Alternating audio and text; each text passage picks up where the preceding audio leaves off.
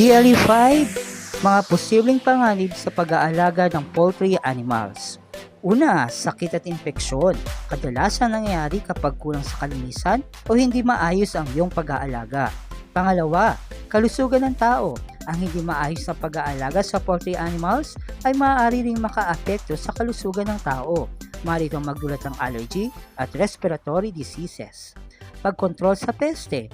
Ang peste tulad ng daga ay maaaring magdala sa sakit sa poultry animals. Maaari rin itong atakihin at kainin ang mga poultry animals. Pang-apat, pagkawala ng kita. Ito ay dahil sa paiba-ibang presyo sa merkado at nagkakaroon ng disease outbreak sa mga poultry animals tulad ng bird flu. 5. Waste management. Ang hindi tamang pamamahala sa mga dumi at iba pang basura ay maaaring magdulot ng polusyon sa lupa, hangin at tubig kaya kinakailangan ng bitamina. Ang bitamina ay isang pangkat ng mga organikong compound na kailangan ng mga manok. Ang mga bitamina ay nahati sa dalawang kategorya, natutunaw na taba at natutunaw sa tubig. Ang mga fat-soluble na bitamina ay ang A, D, E at K.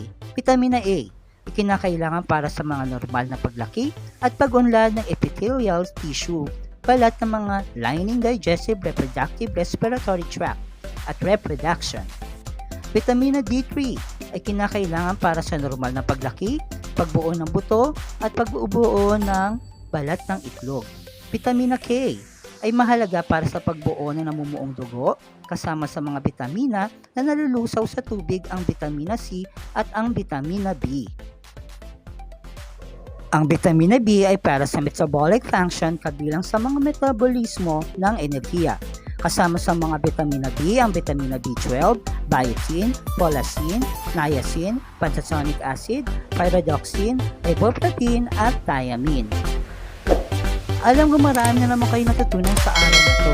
Hanggang sa muling pagkikita, paalam!